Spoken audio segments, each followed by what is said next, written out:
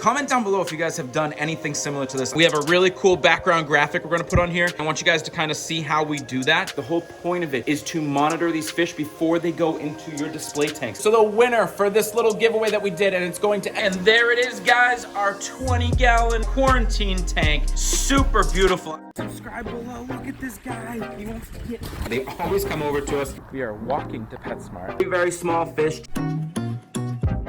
Excellent, guys. Fred is in great shape. Woo! Over, say hi. Is doing so much better underneath.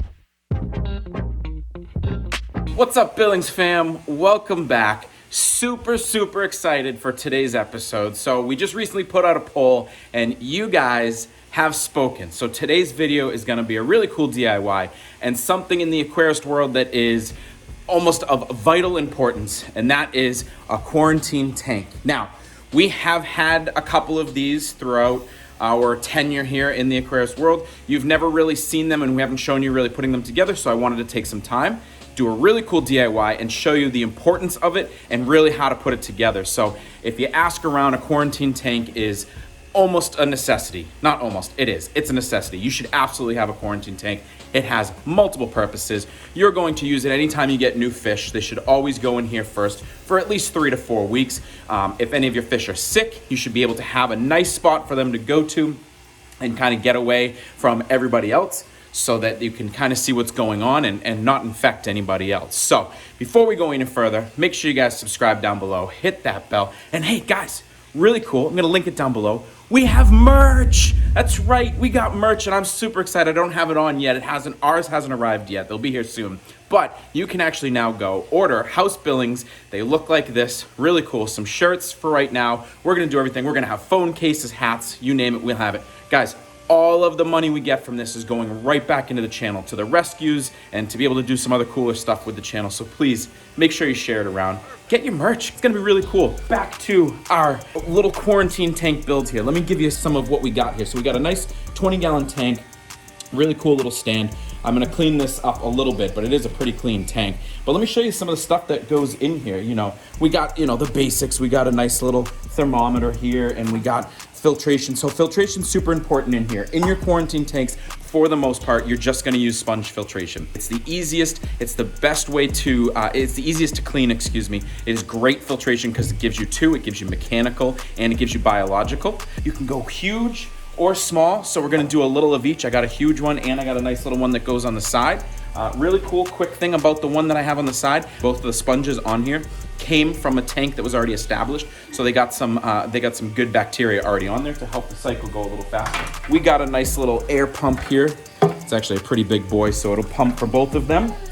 Let me see. Oh, probably wondering what the PVC is for. So with a quarantine tank, you're really not gonna put substrate in here because it can hold bacteria, it can hold some other stuff, and you don't wanna have to clean that out. So you're gonna keep a bare bottom tank for the most part, but you can put some things in here for the fish to hide and feel safe, which is where the PVC comes in handy. So really cool. We got a heater. We're gonna black out the back. I suggest at least blacking out the back of the tank, but if you wanna go a step further and black out the back and sides, you can do that. Really cool. First thing I'm gonna do, guys, let me go get this tank all cleaned up, ready to go. We're gonna start our build. All right, guys, so there you have it. There is our cleaned out tank. I threw a couple of things in here. I blacked out the back so you could see it. I really love the look of it. I threw the heater in there just to get a sense of where it was gonna go. And then I'm sure you guys are wondering about these. So I threw these 2 suction cups in. If you look at our back tank, maybe you'll get an idea of what they're for. So those are pothos plants. As you can see, I mean, they grow like crazy. Absolutely love them, and they tons of benefits of why we have them in there. But the main one being they help with all this little roots they got going on. They help with filter out the nitrites. So we are gonna throw those in here, and that will just again help with keeping this tank, as clean as possible. Again, everything in here is gonna be pretty weak because you're usually changing this so often. So you gotta make sure to do some frequent water changes every couple of days and really light feeding. Guys, the whole point of your quarantine or hospital tank, whatever you wanna call it, The whole point of it is to monitor these fish before they go into your display tanks. It's not a display tank. It's literally to make sure that your fish are healthy. And if you do have a fish that is sick,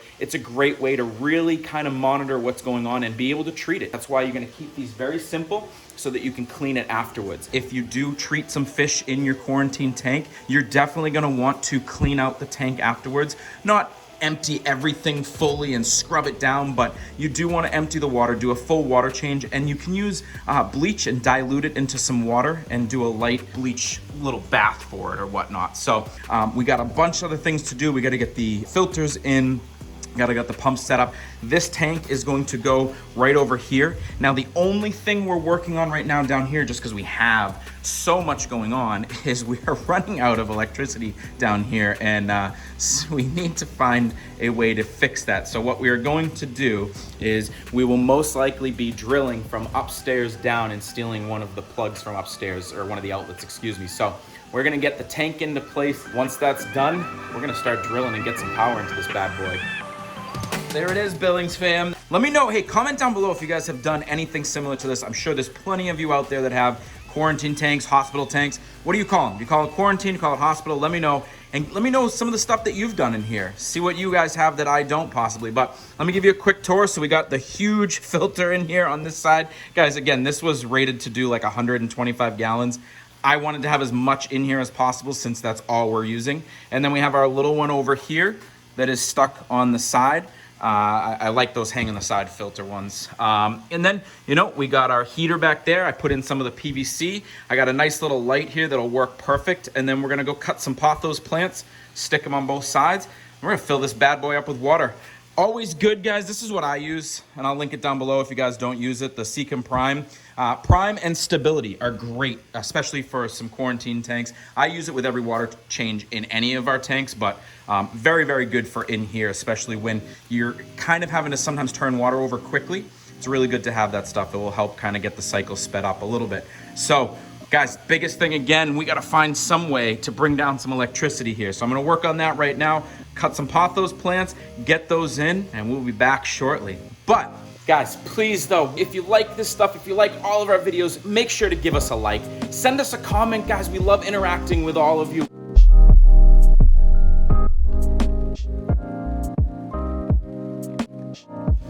All right, Billings fam, so I was able to run a wire from upstairs. I want to get this bad boy turned on camera. Let's do this. I got everything plugged in. Ready? Boom.